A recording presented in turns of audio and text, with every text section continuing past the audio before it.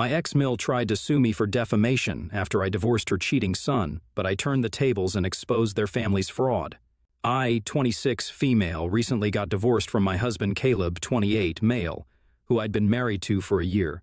The divorce came through a couple of weeks ago, and just last week, I found out that my ex-mother-in-law, Fiona, 54, female, was suing me for defaming her son. I had literally no clue what that was for at the time, but then her lawyer told us that this was for the emotional damage I caused her son by telling everyone about his affair. Apparently nobody wanted to speak to anymore, and that was taking a toll on him. I wouldn't have taken it seriously at all, but her attorney was one of the most renowned ones, and he just so happened to be her brother-in-law. That's the reason why I even entertained that lawsuit, because otherwise I knew for a fact that they didn't have a strong case against me. Had her attorney been someone else, someone she wasn't personally related to, they probably wouldn't have even bothered to prepare and file a lawsuit against me, because it would have been pointless. First of all, their grounds were baseless, because it can't be called defamation if it's true. Secondly, I'd only told a couple of our close friends about his infidelity, who were now not speaking to him. So it wasn't as though I publicly defamed him like Fiona was making it out to be. Most importantly, even if they did have their reasons, I really don't think they'd be able to prove that in court. So a $50,000 lawsuit was a stretch just to get me worried. I wasn't too anxious about it though, because once I had my lawyer look through it, I knew that their grounds were almost laughable. On top of that, I also had a lot of things that I could use against my ex-husband that, if I posted, could land him in a lot more trouble than just emotional damage. The day after I was served with the suit, I called Fiona. At first, she was very curt with me. She said that pleading with her or begging wouldn't work anymore, and that I should have thought about what I was doing to her son before I talked crap about him to our friends. But I stopped her before she could make an even bigger fool out of herself. I told her that that's not what I was calling about and said that if she didn't stop the legal proceedings, I'd expose both her and her son on social media. Then things would turn very ugly for them once people knew what kind of a fraudulent scammer family they came from. I was referring to Caleb's arrest at his past job, where he was fired for embezzlement. Only I and his family knew the truth about why he was let go from that job, but his family didn't know that I was aware of the truth. He told everyone that he quit because he didn't see a future there, but actually, he'd been caught trying to embezzle the company's money. And it wasn't some insignificant amount either. It was almost $25,000. The only reason he didn't lose, his reputation and the company didn't go public, was because his uncle, the attorney I was talking about, had fought for him tooth and nail and prevented the case from going to court. He paid the settlement amount from his own pocket to prevent his nephew from ending up behind bars, which is where he belonged. His uncle was the reason the news of his fraud was quashed before it got out of control, and that's why he even has a job now.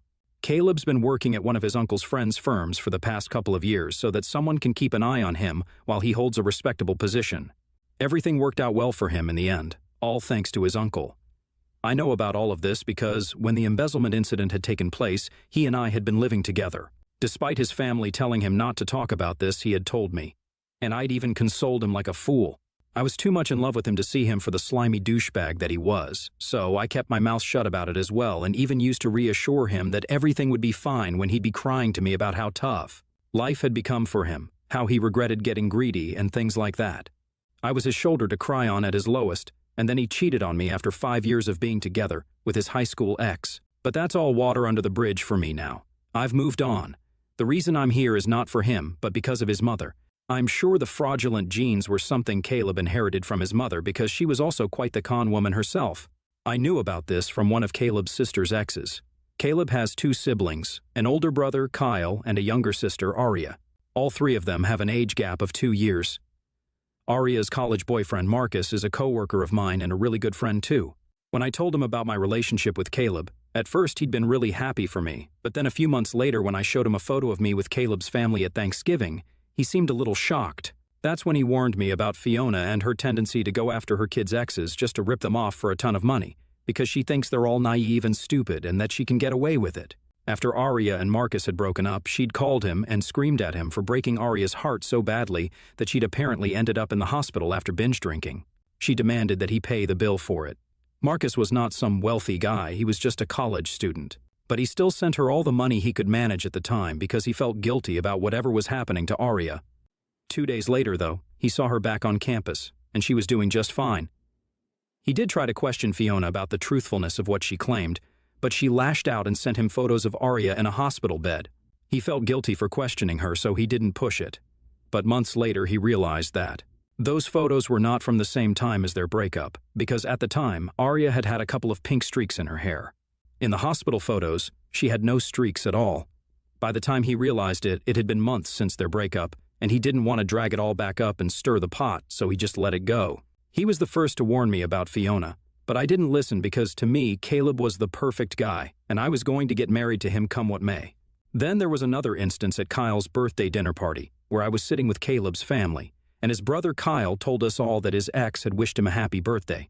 At this, everyone laughed really loudly. Then Caleb said something like a joke about her having to pay for her sins in the past, and then his mother said, literally, and they all laughed again. It felt like an inside joke that I wasn't in on. I didn't understand what was so funny, so I'd asked about it on the way home. Caleb had said that it was just an inside joke, so I didn't need to worry about it. Now, I know that they must have pulled some similar crap with his ex as well. This was their family's pattern, to harass and rip off their exes with Fiona's help after each and every breakup, taking advantage of their naivete. It was only after our divorce that I realized what all this was really about, and that I should have listened to Marcus and taken those jokes a lot more seriously than I did back then. But anyway, this was what I meant when I told Fiona that if she didn't take back the lawsuit, then I'd be exposing her and her son online, and that wouldn't be pretty. It wasn't because I was afraid of having to go against them, but I just really didn't want the hassle of going through the trouble of negotiations again so soon after my divorce had been finalized. I was exhausted. It was mostly because of Caleb and his family, since they'd been absolutely horrible to me throughout the divorce and didn't leave any opportunity to make cryptic posts to insult me, which I never said a word about because it wasn't worth it. But even that could be considered defamation if it really came down to it. So, on the phone call, I told Fiona that if she didn't take back that lawsuit, then I'd tell the world about her and her family's cons. She got all huffy and nervous and then disconnected the call after calling me some names. But a few days later, she did take back the lawsuit. I thought that that would be the end, and I wouldn't have to hear from her or her son again. However, yesterday, Caleb showed up at my door and was furious with how I treated his mother. He told me that me threatening her was a disgusting move, and it just showed that he'd been right to dump me for a better woman. I was already pissed off, so I told him to shove off and slam the door in his face, but he continued to scream at me loudly from right outside the door. I would have called the cops on him, but I thought it was going to backfire because he was actually accusing me of blackmailing his mother. He said that if I was so sure of myself and knew that I had no fault in this, then I should have gone ahead with the lawsuit and duked it out legally. But instead, I called her and threatened to expose them all, which is the phrase I'd used. He told me that it sounded a lot like blackmail and that if that's what I was intending to do, then I should probably just give up on the idea that I'm better than them somehow because I'm not. He said this to taunt me, and then said some more things about how his mother had always looked out for her kids, unlike my parents, so I wasn't used to this. He was referring to my strained relationship with my own parents, since we're not very close after a couple of big fights. That was a low blow, so I told him to go away. Then he went off topic and started yelling at me about how I had taken everything away from him, referring to the house, which I got to keep in the divorce, and also the car. I tuned out at that point because these were things I'd already heard over 1,000 times over the course of the divorce. But the thing he said about blackmail kind of stayed with me even after he left. I guess I hadn't thought of it that way, but when he put it like that, I suppose that's what it really was. I don't know now what I'm supposed to do because I was just trying to protect myself, and it seems like it backfired. I don't understand how to go about this. AITA for telling my ex-mother-in-law that if she didn't take back her defamation suit, then I'd expose her and her family's cons to everyone online? Update 1. Hello, you guys. Thanks for all the help and advice. It means a lot to me that so many of you commented on my post and stuff. I'm very grateful that a lot of you supported me. I mean, I guess what I did technically falls under the general category of blackmail behavior, but it's not like I'm in the wrong. Anyhow, the only reason she even took back the suit was because she knew she'd get screwed over if she went ahead with it. I can sue her, I can get Marcus to sue her, and I can talk to all the other exes about this, but I don't want to. It would be the right thing to do, and a lot of you have suggested I do exactly this. Talk to all the other exes and then, together, file a petition against Fiona and her kids. But that's a lot of work to put in for something I just want to forget and move on from. I don't know if it makes me a bad person or whatever, but I'm not a vigilante, and neither am I interested in being one at the moment. Maybe sometime in the future, if they try to mess with me again, I might go ahead and do it. But not right now. I'm just recovering from a very hectic, tense, and stressful phase of my life, and what I need is to relax and unwind. I don't want to get caught up in Caleb and Fiona's drama all over again, so I hope you guys understand where I'm coming from. I haven't heard back from Caleb yet. Even though it's been 3 days since his last visit when he threw his temper tantrum right outside my door. So it's either that he's forgotten, chosen to let this thing go, Or maybe he's planning something. I think the first is very unlikely because he and his family are clearly suckers for any sort of drama and will do everything in their power to create some, even if it's themselves that they're making a total and complete fool out of. I already saw that petty side of theirs during the divorce. So I'm expecting something bigger and better this time, since I have picked a fight with the biggest goon of the lot. She's not going to let this go, and I know it. I've really insulted her by threatening her, and now that their teeny-tiny egos are hurt, they'll do everything in their power to hurt or humiliate me. I've kept my lawyer on hold in case things get out of hand, even though I'm planning to avoid suing them as far as I can because I don't have that sort of time and energy. Frankly, I don't want to spend tons of money on this again. I'm just praying for the best right now because there's nothing else I can do. Update 2.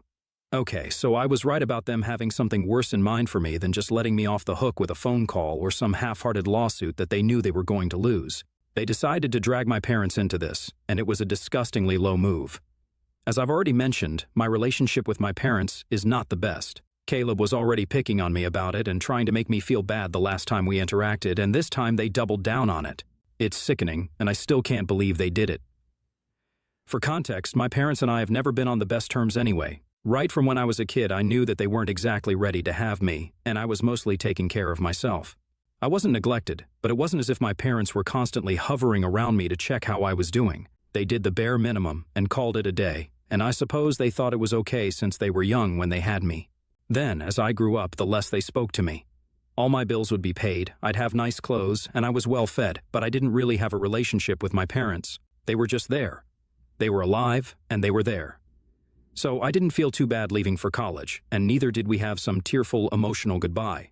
I think all of us were kind of relieved that we wouldn't have to live under the same roof and make each other awkward and uncomfortable while crossing paths or sitting in the same room without talking. During college, I barely spoke to my parents because I was busy with my new life and new friends. They didn't check on me either, so we just stopped calling.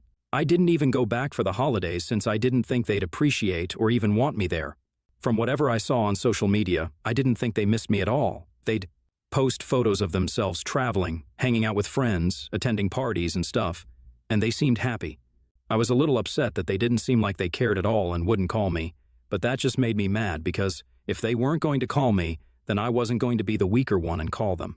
It was a weird, bad, unhealthy space for all of us, I guess. When I finally contacted them a couple of weeks before graduation to invite them to the ceremony, they were very cold. They weren't usually cold before, but on that call in particular, they sounded mad. So, I couldn't help but ask them why.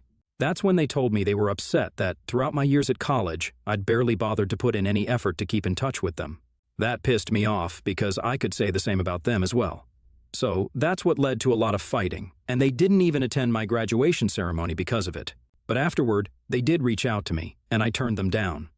This went on for a couple of years until, a while ago before my wedding, I told them about it because I wanted to let the past be in the past and start afresh. Things haven't been great, but we're going to family counseling and trying to be better. We still end up fighting a lot, like crazy sometimes, but we're putting in a conscious effort to work on our relationships. Caleb and his family just made a total mockery out of it all. They called my parents up 3 days ago in the middle of the night and then put them on blast about my pathetic behavior and how badly I'd been raised. Apparently, they even insinuated that I might have pushed Caleb to cheat because of how screwed up my own relationship had been all my life. It was just a total and complete crapfest. By the end of it, my parents were in shock. They'd never been dragged into any of this drama before, so this was a first, but they had the good sense to call me as soon as they recovered from the shock and filled me in on what happened. I hadn't told them anything about Fiona's lawsuit and stuff after the divorce, but on the call I kind of broke down and ended up telling them everything. Surprisingly, they were really there for me and were very supportive of me. In fact, my parents seemed furious that I'd been treated this way and were very protective of me, which felt new since I'd always felt like I never even needed them to protect me. So, this was a nice change of pace for me, where I could actually rely on my parents. I told them that I didn't want to take legal action, but they convinced me to go after them. They said that if I felt mentally tired, they'd be there for me to talk to and do their best to make it easy on me. But if I let this slide, then they'd just keep up and continue to harass me for as long as they could. So I had to set an example and make sure they don't have the opportunity to do this again. I'm already in talks with my lawyer, and we're going to sue them for harassment, I think. Update 3. Hey guys, so I'm sorry I'm so late with this update, but with all the hassle of the lawsuit and stuff, I'd forgotten to post here. I'd also forgotten the password to this account since I created it as a throwaway one. I had posted an update separately, but now that I finally managed to remember the details and log back in, I'll post one here too. I went ahead with the lawsuit, like my parents told me to, even though I initially said I didn't want to take any legal action because it would be too much. About 2 weeks ago, we finally settled out of court. They're the ones who had to pay me $10,000 for all the emotional distress they'd caused me, and even my parents. This is not where their troubles end, though. Once I told my parents everything, and they supported me. I also told them about the scam Fiona had tried to pull by involving her lawyer brother-in-law and sending me some bogus lawsuit just to force me to entertain it and then give them a ton of money for nothing. I told them about the past instances of my ex-husband's dishonesty at work and Fiona's tendency to try and rip off her kids' exes as payback. It was pretty messed up, and my parents told me that, since I was going after them anyway, I should probably tell Marcus about it too and see what he wanted to do about it. I did do that, and even though he didn't go after them legally because it had been such a long time, he made a post about it on social media, and it blew up. Apparently, they'd been running this scam for ages, and it had happened to all of their exes. Fiona had been involved in ripping off all, and I mean every single one, of her kids' exes, regardless of what financial background they came from or what their age was. This family didn't even spare their high school exes, which is ridiculous to even think of. It was always the same tactics: emotional manipulation, lies, and then guilt tripping. Sometimes it was a small amount, but sometimes, like with Marcus, it was a substantial amount, like the hospital bills that he'd been forced to cough up.